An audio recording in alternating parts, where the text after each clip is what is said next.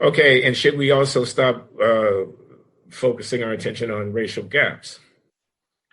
Yes, I think we should. So the pathological thing about focusing on racial gaps is that it makes us define our notion of progress in a way that would be very counterintuitive if it were any other conversation. So say you and I were driving from New York to California, you started, a day before I did, and you're 400 miles ahead of me or whatever. And now we're driving. Let's say I'm 1,000 miles from New York at this point, but still 400 miles behind you. Should I define progress by the fact that I haven't closed the gap with you at all, or the fact that I've made 1,000 miles from New York, right? Under one paradigm, I've made no progress at all. And under another paradigm, I've made a heck of a lot of progress. So the way we talk about gaps is very counterintuitive to me, because we're talking about groups with entirely different histories and therefore entirely different migration patterns, entirely different values at the mean. So why would we expect them? Why would we be measuring them against one another? Moreover, there's something a little arguably racist about, at least I could see how it could be construed as racist under a very capacious definition of racism, about taking whatever the white median or mean is for some statistic, whether it's wealth, and assuming that that's like normal. Anything below that is something to be bemoaned, and anything above that is like, well, Asians, they're just somehow doing better than expected. It's like, no, white people are also a group with that can be broken into many subgroups, but that have a specific history, a specific culture.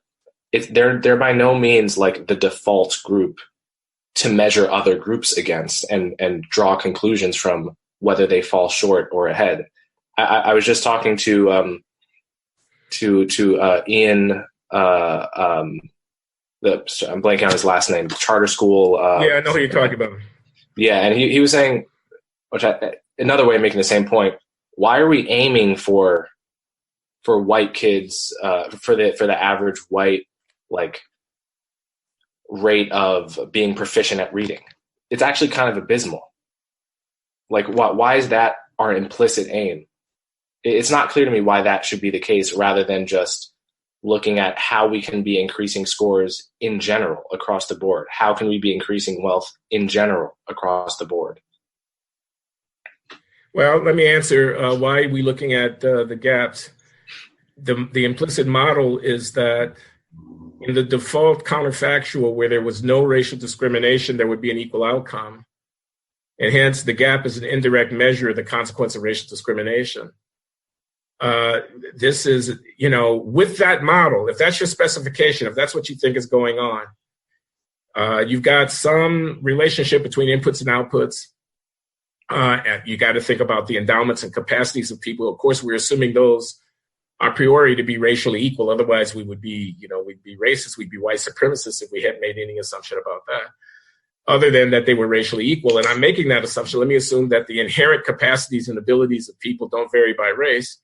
The Asians are not intrinsically smarter than the whites. The whites are not intrinsically smarter than the blacks. And that I think the outcome is a function of people's effort. And I don't want to assume those are different either. Because what am I saying then? Your blacks are lazy? That's an unacceptable stereotype of effort, ability, and we're stipulating those things to be equal at the outset, and then opportunity. So then when I see a disparate outcome by race, the reason I'm looking at the gap by race is because my default hypothetical counterfactual is I'd have equality, but for racial discrimination.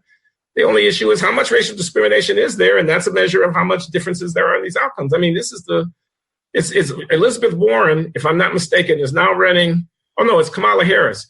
Kamala Harris is now running, amongst other things, on the idea that corporations should be paying equal pay to men and women for work that's similar, because she says the so-called unexplained pay gap is a measure of the discrimination against women. It's the same basic philosophical premise, which is the absent unfairness, there would be an equal outcome. So the gap is a measure of the extent of unfairness. So that's the answer to the question, why are they looking at it? Of course, you and I reject the model. We reject the assumption that there's equality of effort. I assume we stipulate that there's equality of ability, although I could get into a long discussion with you about why we ought to stipulate that.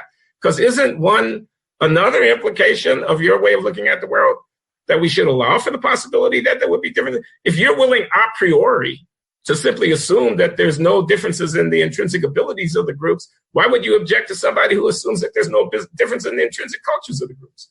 Mm-hmm. Well, yeah, obviously the model taken to its logical conclusion implies that we should be talking about, why Asians have higher incomes than whites. Yeah. We should be wondering whether whites are discriminated against relative to Asians or Jews, or the highest. So taken to its logical conclusion, that's what the model suggests. Again, I don't buy that model.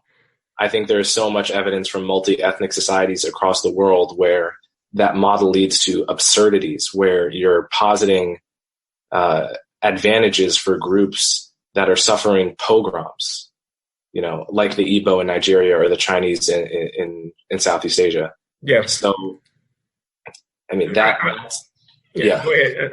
We're getting near the end of our time. I just want to add one more thought, and this is kind of a thought of my own. It's stimulated to some degree by your work, but it's a thought of my own, and that's about another reason why this colorblind, you called it colorblind, everyone would get upset if you use those words, why there's not focusing on the gaps between the races, but thinking about the structures that face individuals, and then thinking about what makes sense in terms of our reforms or whatever we want to do in terms of those structures, and where do these differences come from, and being candid and having a micro focus on those differences.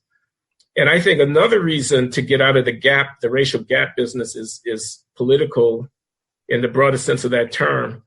It is making the discussion a discussion about human beings and not about groups. This is an anti-identity politics speech. People get mad. You're not supposed to say it. But that basically the frustrations that the limitations, the impediments, the unfairnesses and injustices, the disappointments, the lost opportunities that confront us are not racial. They are part of the human condition. There really is no justification for attacking Black poverty independently of attacking poverty. This is the argument that I'm going to try to fashion here. There's no justification for thinking about homelessness in racial terms.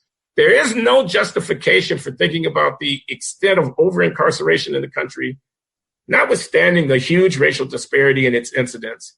Primarily in racial terms, it's about how we as a country deal with our fellow citizens who have broken our laws and what's required of us and what's required of them. There's no justification for thinking about political representation. That is, the extent to which citizens have their membership in our political community effectively expressed in the deliberations of our government, primarily in racial terms. I know that's a radical thing to say, but I believe it to be true. The American Republic, structured and constructed in that way by seeing people as members of these groups, betrays the potentiality of the founding. That's, the founders were slave owners. I know that. I know that the founders were slave owners, but the founding was not a slave expression, and its instantiation in the 21st century and the hope that it has for the world is most effectively thought of in human and not racial terms. Clarence Thomas is right about that.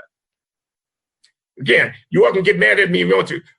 This man who sits on the Supreme Court and has done so for a quarter century, who's 1/9 of 1/3 of the American state, who comes up out of the Sea Islands off of the coast of Georgia and is as Black and African American as anybody will ever be, who addresses himself to fundamental questions of constitutional interpretation through the experience of his Black life, is right to interpret the founding of the U.S. government in the late 18th century and the refounding of it in the middle of the 19th century, primarily in individual terms. That's the best path forward for this country.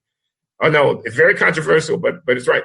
And therefore, if you take that philosophical premise, it is very natural to think about remedies for social inequality in individual and not in racial terms, to think about the loss to the country from unrealized human potential in individual and not racial terms. There are white people in the hill country of Eastern Kentucky. There are white people in the slums on the south side of Milwaukee, Wisconsin, or whatever it might be. There are white people who are unemployed in the small, dusty towns of the failing mining districts and so forth and so on. It's the wrong way to think about America. The fact that it has captured the imagination of woke progressives is much to their discredit. I agree. And I would add that from my perspective, what you're asking for and what I'm asking for is actually not nearly as radical as it seems, because we're already not thinking in terms of racial gaps on almost every gap that exists. Nobody is losing sleep over the fact that the NBA is 3/4 black.